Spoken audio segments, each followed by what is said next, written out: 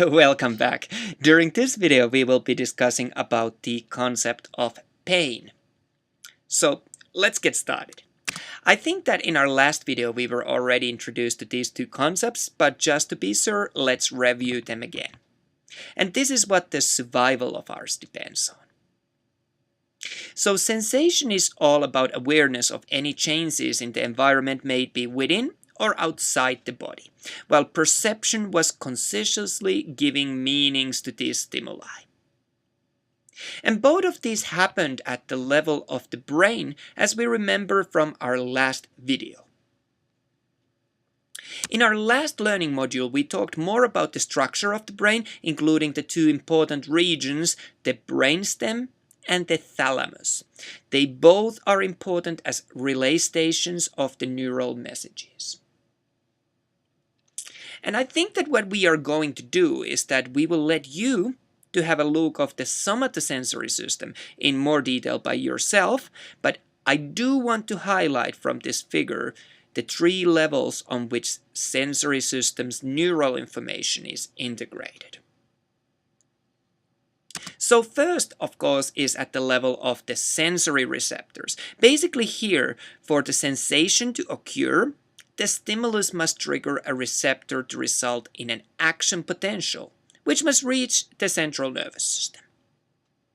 So many kinds of receptors can collect information about the same change that is going on, and all these pack the messages and they travel simultaneously until at the level of circuit level there will be many centers. And it is here that we process ascending pathways. Information gets selected and relayed onwards depending on the type of info. And these centers are important in passing the messages to the appropriate cortical regions. And finally, the third level would be the perceptual level, where the information has now been directed to the relevant respective primary processing areas and then gets further analyzed. The interpretation of these sensory messages depend on being passed to specific locations. And there is many kinds of analysis going on at this level, right? There is one concept, though, that I want to highlight especially here. Remember how we discussed in our earlier video that it is the changes that we are especially interested in terms of the stimuli. And we discussed an example of putting on clothes in the morning. At first you notice the shirt that you put on, its weight, texture, smell, temperature, and so on. But then after a while you stop noticing this because it is no longer new information for us. Well, this is adaptation. If the stimulus is constant, we typically stop noticing it. It is the changes that we are most interested about. And your textbook offers more detail on this concept if you wish to study it more.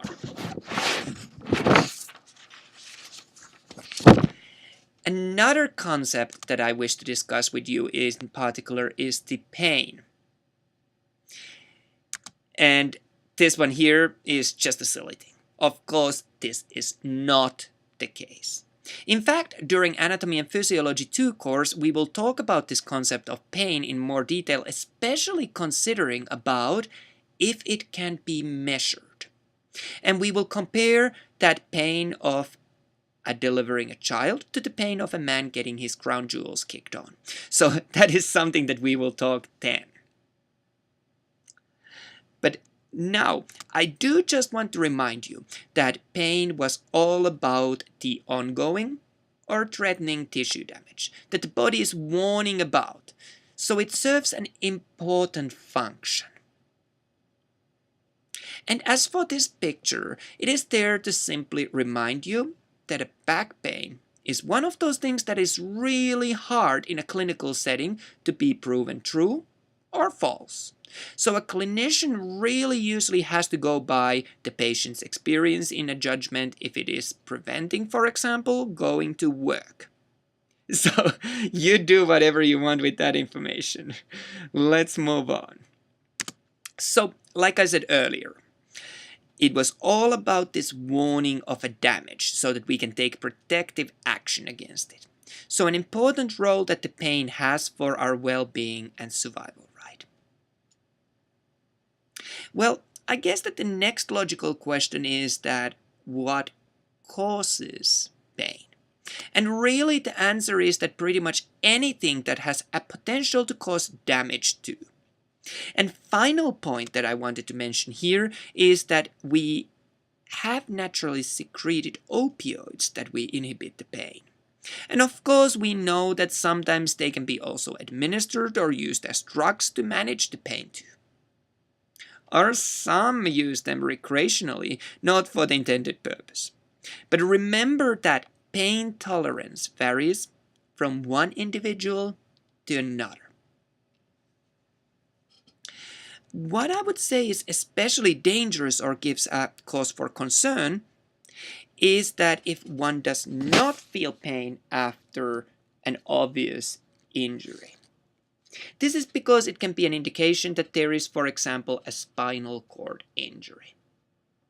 Or, as in case of some diabetic injuries, that an individual does not feel the injuries and potential damage that their distal limbs are experiencing, for example. And therefore, they do not realize to remove the cause for the potential tissue damage. That is quite common, especially amongst this group, and the consequences can be pretty severe. Okay, I also want to introduce the concept of referred pain. Here what happens is that the source of pain is really at one area, but the sensation of the pain is perceived as if it was coming from another area. So we misjudge the source of the pain. And there is a solid medical explanation for why this happens sometimes. It is that the fibers carrying this pain message travel within the same nerve bundle so that the brain may get confused about the real source. And one common example of this is the pain in the left arm, which is commonly perceived during the heart attack, although the source of the pain really is the heart. And then there are all sorts of interesting clinical variations of this, such as what happens in the case of limb amputation and a phantom limb pain that one may feel. This is feeling pain in the limb that is no longer there after it has been amputated. But you can explore that topic a little more independently. So this is it for this video. In the next lecture video, we will look at the structure of the nerves.